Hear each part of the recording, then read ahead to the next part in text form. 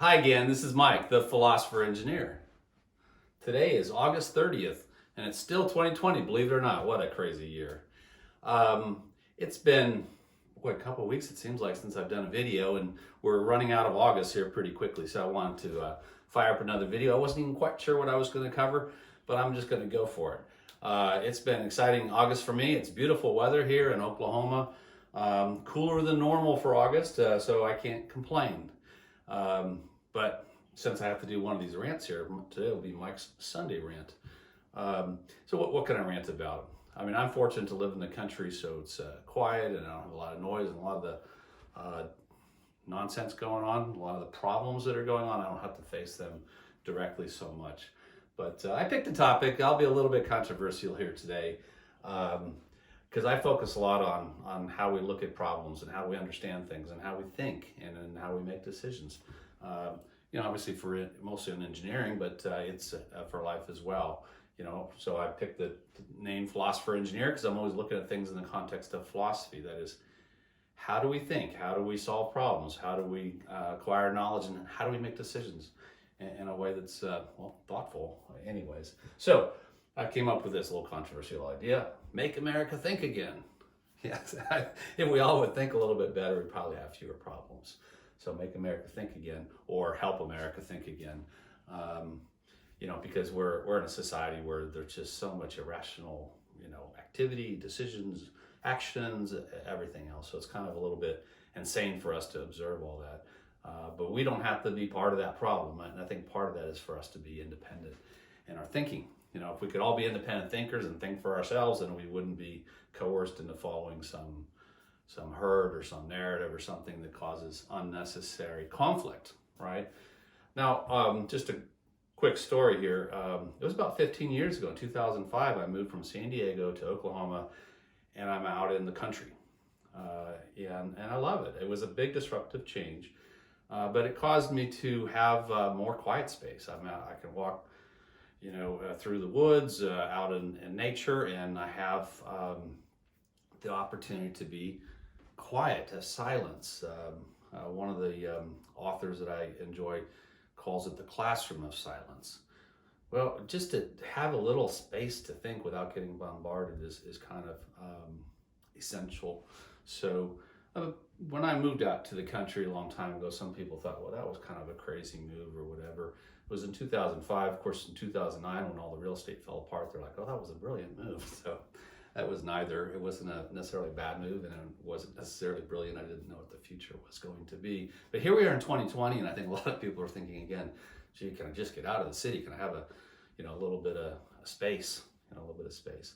So, what I want to talk about, make America think again, is just to have that space to think independently, to not rush things, to look at information, because there's a lot of people that have an incentive to influence us. And it takes a lot of patience to not react to those things. And I think that's the biggest thing, is for us to avoid reacting and instead, gathering information, look at things and not rushing them.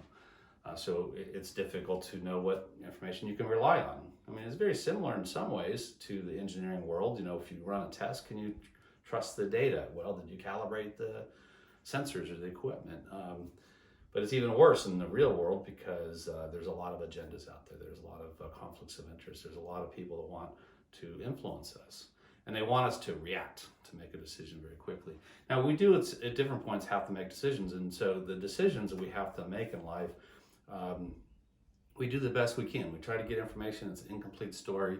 And then if we need to make a decision for a practical reason, then we make one. And we realize that we could be wrong. We could have an error, and let's go back and revisit that decision. And that's normal. But if we imagine if we had a country or a society of independent thinkers, they wouldn't just sort of follow whatever direction they're being pushed. But we'll really just have the patience to look at the data, not rush, and then make a decision where they need to make one. So there's a lot of reasons to be optimistic. If you turn off the TV and watch the news, you probably have a lot of reasons to be optimistic. There's unnecessary conflict, and I don't like to see conflict. I imagine most of you don't like to see conflict either. With independent thinking, we should respect different viewpoints. Diversity of thought is great. And in having a real, respectful dialogue and thoughtful dialogue, then we can learn from each other and improve our knowledge and our understanding, and we can make better decisions. So there's my little rant: is I'd like to see people think better, think about how they approach their decisions, to reflect on the thought process. And that's what philosophy is really sort of this focus on knowledge, and how do we acquire knowledge, and how do we use it. It's a big deal, and it's a big part of life. It would be great to just pause and kind of rethink and challenge your approach. How do you come to a decision?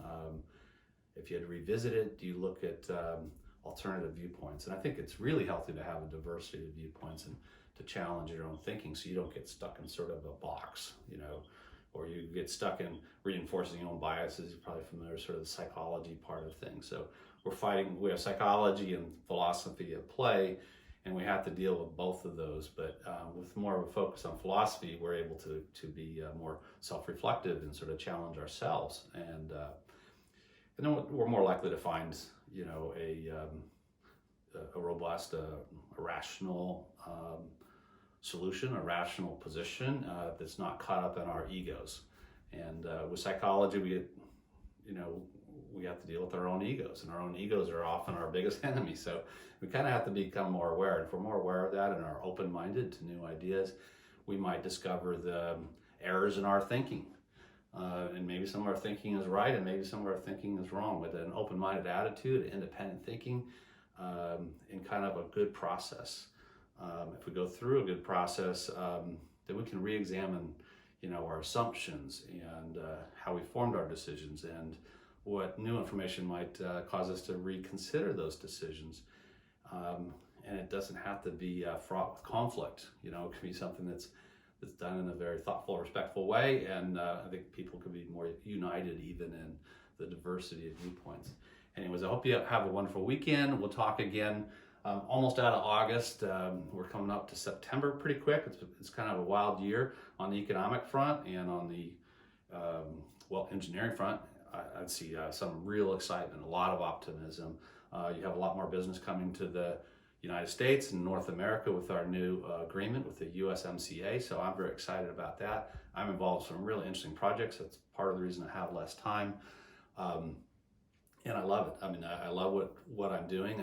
I like the idea of focusing on what we can build and what we can make, and how we can kind of improve our society and help other people. So engineering is awesome. Let's make engineering great again too. I'm not trying to be political here. I'm just trying to be positive.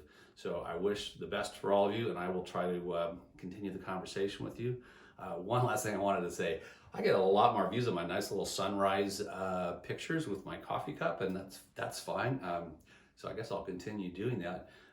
That's more popular than my videos, but that makes sense. But I wish for you a great week and a great fall, and hope you're happy with whatever happens the rest of this year, and hopefully next year is going to be amazing. All right, take care. Have a wonderful afternoon. Bye.